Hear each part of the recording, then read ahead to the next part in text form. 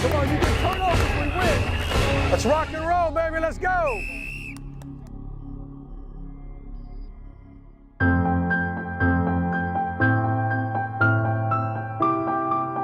I'm thankful for this experience, that then, made me into the man I am today. And I know for sure that my experiences here would, carry me on, far in life, for me to succeed, be a good man for the lessons I learned here.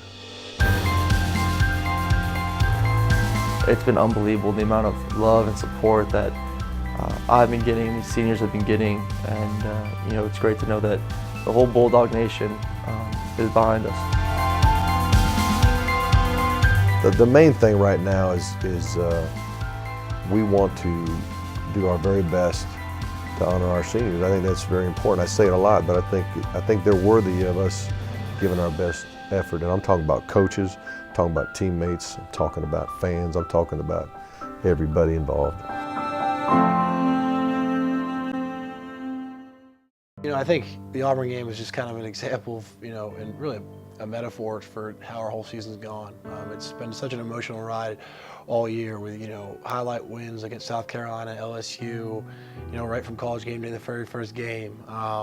Tennessee overtime win, the injuries we've had to deal with, so many different cases of adversity, and no matter what the situation was, we always found a way to, fight back in the game, come back, push through that adversity and either win the game or really come close. And I think that's just one of those things where, the level of exhaustion emotionally and physically has kind of been there all year, but we've always managed to kind of push through the next week. And, I think that's kind of what we're going to do this week is hopefully just, look at Kentucky as an SEC opponent. We have a chance to, win our 7th game. And, I think we have a chance, I believe this would be the 29th win in 3 years for us as a group. And then I think the Tech game would be 30, and I think that's something we want to do is go out with the past 3 years, is 31 wins, which would be the last 3 games that we're guaranteed. When I was a freshman, Coach told me that, he said, you got your whole life to, party, have fun, BS all the time. But he said, you got this small period of time right now to, really do something special. That's, get a college degree and, play football. So, I took that to heart. And that was what my whole time was when I was here. It was about, just strictly, school and football, That's what I focused on, I didn't, get into the distractions or anything like that, I had one goal and I was focused.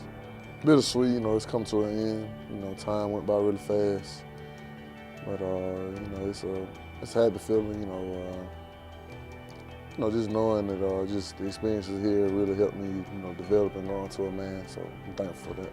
I've just grown in every area, just overall, spiritually and physically, just everything, I'm just more a complete, well-rounded person.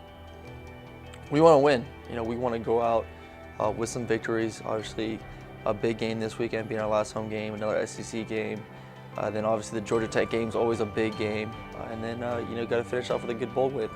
I've grown a lot, not only just on the football field, but I think as going from a little 18-year-old boy to, I wouldn't say grown man yet, but, definitely on my way. And a lot of that's to do with, Coach Richt and the type of program he runs here, making sure that, we're developing not only on the field, but off the field as well. I think it was our legacy is, no matter what the situation was or presented itself to us, we always were able to kind of overcome.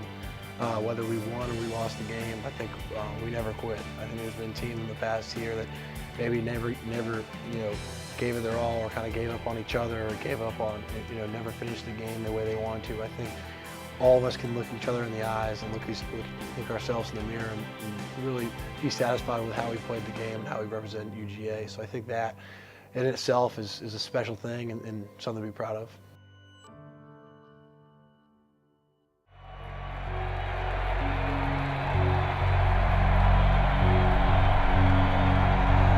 Marshall's back in the ball game in the backfield. 2 receivers left and 2 to the right for Georgia. We stay in the shotgun. Murray from the far hash throws it to Marshall. Bam, bam, bam, bam,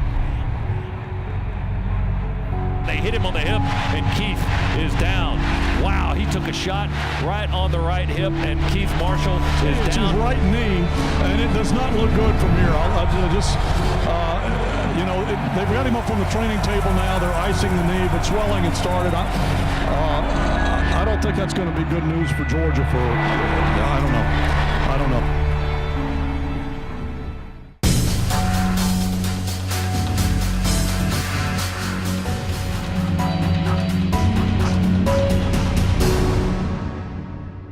Obviously, the play I got injured on was like a little arrow route, and the guy, after Aaron threw me the ball, the guy kind of just cut me low, which is, I thought it was a perfectly fine hit. Some people thought it was cheap. I didn't think so.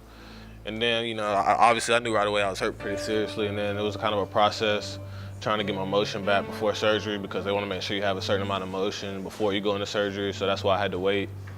And then I had surgery, and I think the fact waiting made it a lot better now, because I had surgery on both my knees, and I can already walk and ride the bike and stuff like that. Keith had a very significant injury. I think most people are familiar with the fact that he tore his ACL, but he actually had much more than that. When he hurt his knee against Tennessee, he dislocated his kneecap or his patella, and he tore a ligament called the medial patellofemoral ligament, and then he also completely tore his medial collateral ligament. So he actually had 3 separate ligament injuries and a patella dislocation. Well, normally when you tear your ACL, they use the patella graft, which they cut the middle portion of your patella out and, kind of form into your new ACL. And since I had tendonitis from my other knee, they went ahead and used that. They cut that out of that knee as well and used that patella as this. So it kind of killed 2 birds with 1 stone. It's kind of complicated, but the bottom line is they killed 2 birds with 1 stone, and hopefully now I'll be, as healthy as I've ever been once I get back.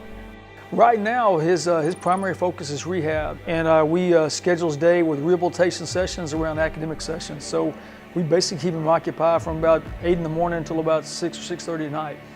Well, obviously, I was, didn't play against Appalachian State, so I was in the training room that whole week, and I got to see all the guys who were, going through the ACL or season-ending injuries.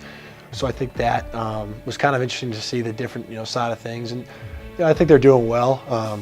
Keith obviously is going through a really difficult time right now with 2 knee injuries, and he's kind of really being pushed around in a wheelchair for lack of a better word, he can't really do much. But I think the guys that have done, they've been through those injuries, the ACLs or whatever have you this year, have been able to stick together, number 1, but number 2, really attack it each day and realize that they can come back stronger from it if they just keep the right mindset and go through the rehab, and kind of mental preparation it will take to get back to be 100%. My mindset is to definitely, be way better than I was before. Hopefully, like I said, my mindset is to get 100% healthy, work as hard as I can do everything I can to get back, and just be better than I was before, and just continue to get better throughout the rest of my career.